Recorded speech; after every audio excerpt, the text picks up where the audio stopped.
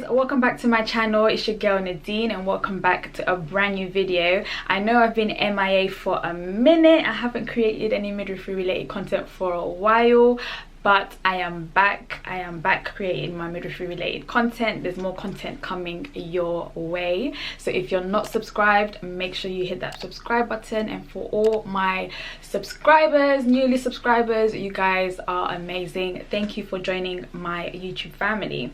So this video is basically for those that are thinking about midwifery, that are going to become student midwives very soon, and you're probably wondering, what does a student midwife actually do, or what is actually required, or what do you actually need to know and slash do when you are a student midwife out on placement and stuff like that. So I'm gonna tell you guys some of the things that you are expected to do and know while you are on placement. So let's get into this video. So I have a few things on my list of a few things that you as a student midwife will be doing out on placement, what you are expected to do and what you are expected to know while you are on placement. So the first thing that you do as a student midwife is you go on shift. You are expected, or you are put in a situation where you talk to the women, you talk to the clients, you talk to their family, you are, you know, building a rapport, communicating with them, finding out about their history, why have they come in,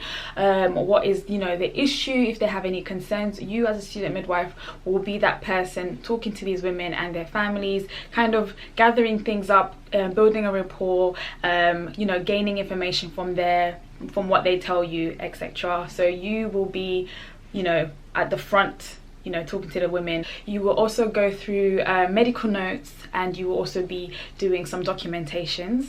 So you will be documenting in the patient's or client's notes, and they will be countersigned by your midwife. So everything you do document will be countersigned by your midwife. But as a first year, it's like from the beginning of your placement experience or placement, from the beginning of your placement, you will be documenting in women's notes. Everything you documented obviously will be countersigned and read through by your mentor. But yeah, that's the first thing that I would tell you guys, that you will be talking to women, asking them questions, reviewing them, taking their history, reviewing their notes, documenting in their notes, and everything will be countersigned. And if you're not aware of anything that a woman tells you, you can also run it by your mentor and just be like, you know, let me go find out from this person, I'm just a student, etc. and stuff like that. So that's basically what will be happening from the beginning as a student midwife. So another thing that you are expected to do, or that you do as a student midwife from literally the beginning as the first year, is you will be doing basic observation on the women and the babies. So you will be taking their blood pressure, saturations, pulse, temperature, all those kind of basic observations. You will have to undertake them while you are a student midwife.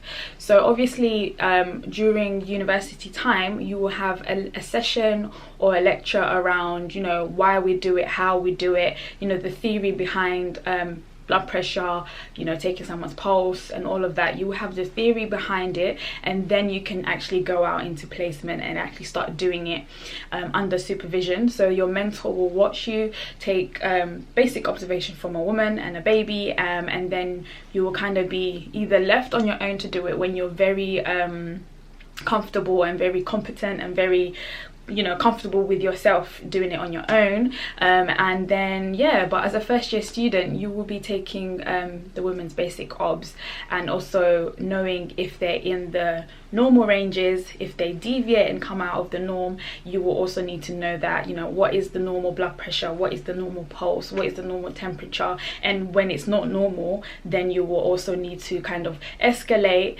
to your mentor, to, you know, the MDT, and you also need to document all your observations correctly in the notes or on the system, however you're, you know, whatever you guys are working with, either you're doing handheld notes or you're doing everything on the system. But yes, your mentor will, you know, oversee everything, and if there's anything that is out of the ordinary, your mentor will kind of, you know, you guys will work together and you will deal with the issue at hand if something is not quite right.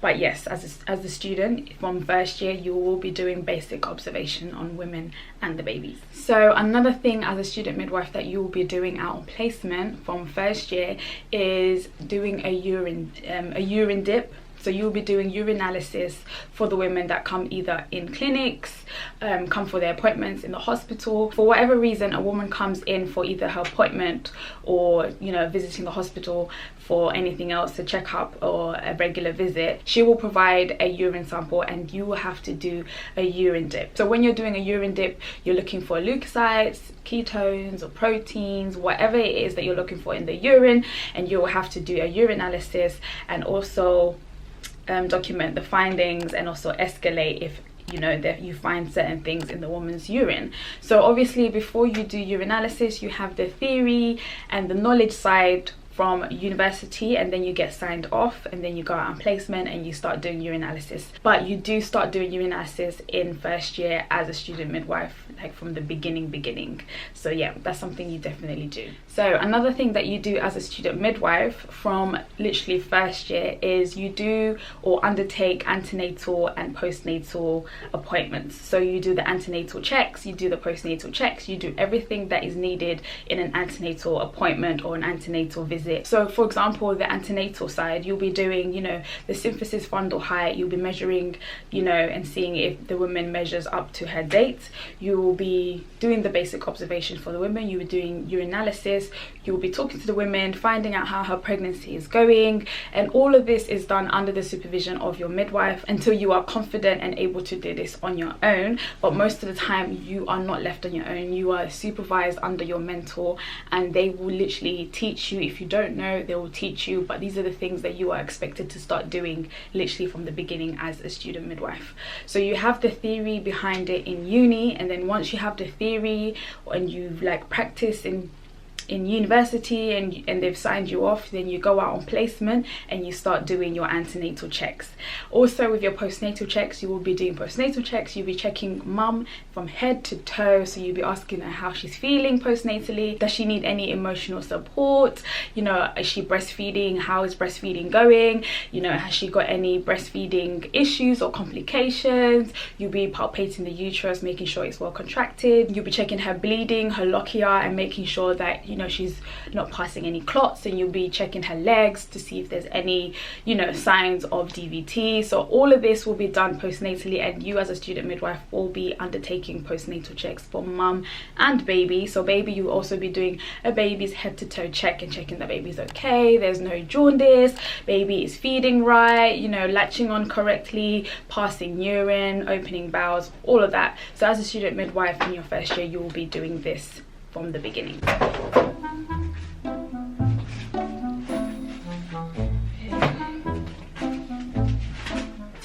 So the next one that you'll be doing as a student midwife is giving breastfeeding support.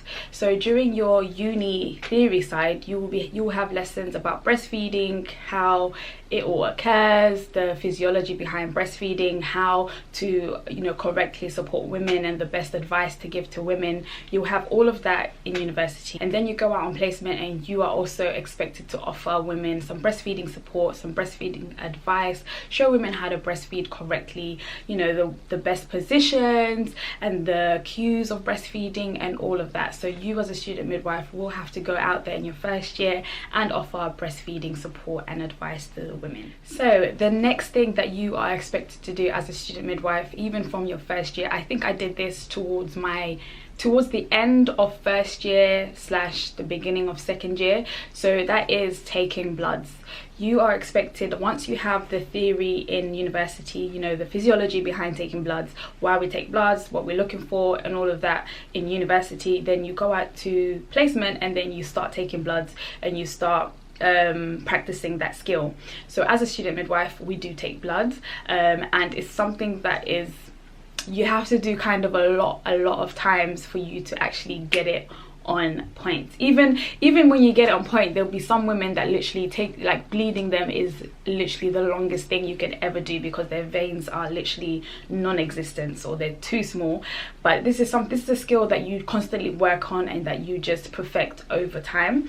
But yes, as a student midwife, you are expected to take blood for women if they come, you know, for clinics, if they're doing booking bloods, if they're about to deliver and they need certain bloods before the delivery. So you as a student midwife will be taking bloods, you'll be doing the documentations. When you take bloods, you will know where to send them off and how they get processed, how to get the results back and all of that. So yeah. So another thing that you'll be doing as a student midwife is giving certain injections as a student. So you'll be giving intramuscular or subcutaneous injections to women or babies depending on what the medication is for. For example, you'll be giving Symptometrin for the 3rd stage of labor, or vitamin K to the baby. So you'll be doing these kind of injections under the supervision of your mentor, but this is something that a student midwife also does.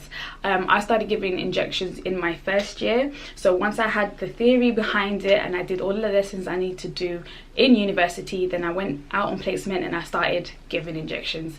Literally every opportunity that I got, if a baby needed vitamin K, I was like, can I give it? Then you're more comfortable giving it, you're literally confident. Every time someone asks you to give vitamin K, you're not kind of shaking and worrying. So yeah, the more practice you have, the more confident you'll be, the better your skill will grow. But yes, students are expected to give certain injections under supervision. So in line with injections, we are also able to give certain medication under direct supervision of your mentor.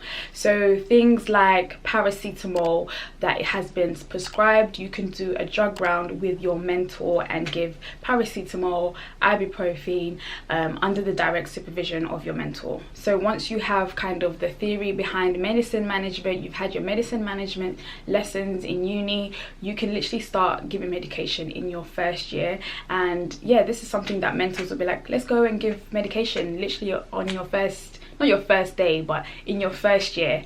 Midwives can be like, let's go give this woman, you know, paracetamol, and then, you know, you guys go with the drug chart, you get the medication, you go to the woman, you do all your necessary checks, and then under supervision she watches you give the medication, sign off, and she countersigns and all of that good stuff. So yes, you will be giving certain medication under supervisions. When I was a student, we were not allowed at any circumstance to give any medication via IV. If a woman has a cannula and is receiving medication in a drip via IV medication, we were not allowed. As student midwives, where I practiced, where I trained, we were 100% not allowed to give IV medications. So some oral medication we could give, and you know, the IM and the subcut injections we could give, but IV injections we were not allowed. So depending on where you train, because I know I've had some students were able to give or administer some IV medication, but where I trained it was a strict no IV medication for student midwives until you were qualified. Then you were able to give IV medication. So when I was training, we just observed. I observed a lot of IV, a lot of mentors giving IV medication and administering drugs via IV and setting it up and all of that jazz, but I wasn't allowed to give for myself. So yeah, the next one, of course, this is the big one that you guys have been actually waiting for. Maybe you've been watching this video thinking, is she gonna say it? We want to know if we can do this. But yes, student midwives, even from your 1st year, you can deliver babies. You can start delivering babies as soon as you have 5 witnesses. So you need to witness 5 births without touching, without delivering, without assisting physically. You can assist with like paperwork, you can assist with like getting things, but you can't physically assist a delivery without witnessing your first 5. So after you witness your first 5 deliveries, you're good to go and you're good to start delivering. You're good to start doing hands-on with your mentor, supervising and assisting you throughout the whole time. She can't leave you on your own while you're in a delivery room. You have to always be with a mentor, but you can start delivering babies in your first year as a student midwife. So also with delivering babies as a student midwife, you are also able to do vaginal examinations when a woman is either in labor or you're assessing to see if she's in labor. You are able to do vaginal examinations. So you do that directly under supervision. Of course, you have to do that once you've had the theory side in university. Once you've been signed off to do vaginal examinations in university, then you can start doing vaginal examinations on placement. You can literally start doing vaginal examinations in your first year. After you have your first 5 witnesses, you can start doing vaginal examinations in your first year. I started doing my vaginal examinations literally, I think, towards the end of my first year. Once I was a bit more comfortable in my role as a student midwife, I started, you know, trying and seeing if I can do vaginal examinations. So we had a skills session in university where they did like a practice on a doll, and we practiced on how we do a VE, while we do a VE, the physiology. We had, you know, things to read, and we had all of that before we could actually start doing vaginal examinations. But yes, as a student midwife, you are expected to start practicing vaginal examinations.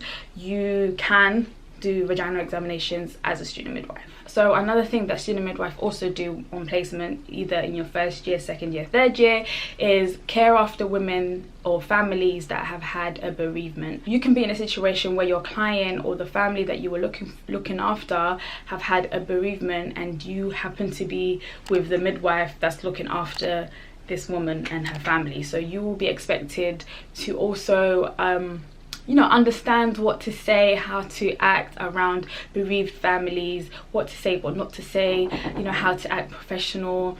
You know, if a woman wants to do pictures with the baby before the baby goes, or if they want to decorate, you know, some photographic memories with the baby. So you have all this training, and if you are not ready, you have the right to say, I'm not ready to, you know, deal with this situation. And if you're not ready to care after a bereaved family, you can also discuss this with your mentor or your CPFs, and then they can kind of work around you, and when you're ready to kind of get in there and work and care for a bereaved family.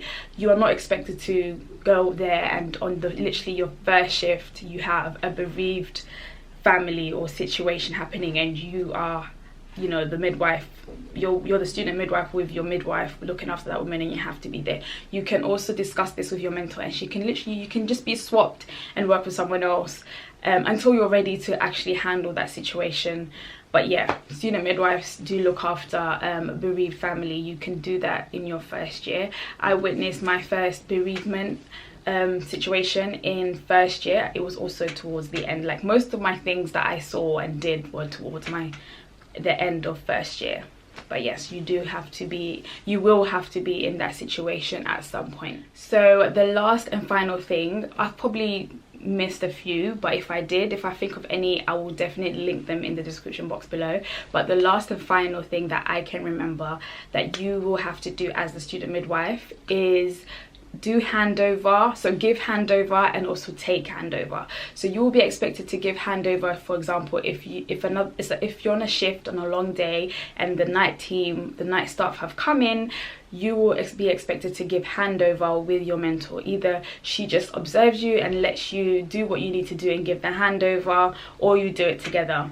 Handovers to doctors, if you are referring a woman, escalating a situation, you will be expected to discuss the situation to the doctors. For example, if your woman has spiked a temperature, or she's not well, there's something going wrong, you have a certain issue on your hand and you need to escalate it to the doctors, you will also be expected to, you know, talk to the doctors, tell the doctors the situation, the background, tell them what you've done, tell them, you know, what you think needs to be done. Obviously you don't know 100% what needs to be done, but you need to be able to relay this information to the doctors so that the doctors can have like a clear understanding of what's going on and what needs to be done. So yeah, you'll be expected to do all of that stuff. So handover, taking handover, talking to the doctors, and all of that. Oh, and before I forget, I just remembered one before I finish this video. Another thing that you as a student midwife will have to do or partake in is emergencies that may occur there when you are out on placement. If there's an emergency and it's you and your midwife looking after that woman, and she has maybe like a PPH or an MOH, or it's a breech delivery or shoulder dystocia, you will be expected to help out in that emergency. If that means scribing, running for, you know, equipment, doing certain things, you will be expected to also assist and help in that emergency. Just because you are a student doesn't mean you have to kind of sit back and watch everyone kind of get on with it. No. In your first year, I think I had my first emergency the middle of my first year, and I was literally, you know, I teamed up with my mentor. We just kind of helped each other. I helped her if she needed something and it wasn't in the room, I went and got it. If she needed me to write times down or when things were given, I wrote it down. So as a student midwife, you will be expected to help in emergency. If there's literally no one around, if there's things that need to be done, you will need to help in that emergency. Yeah, so guys, that's literally all I can remember for now. If I think of anything else, I will definitely link it, well, not link it, I'll write it in the description box below. But that's it for this video. Thank you guys for watching if you've gotten to the end of the video, and I will definitely see you guys in my next video. Don't forget to like, share, subscribe, all of that good stuff, and I'll see you guys in my next video. Bye.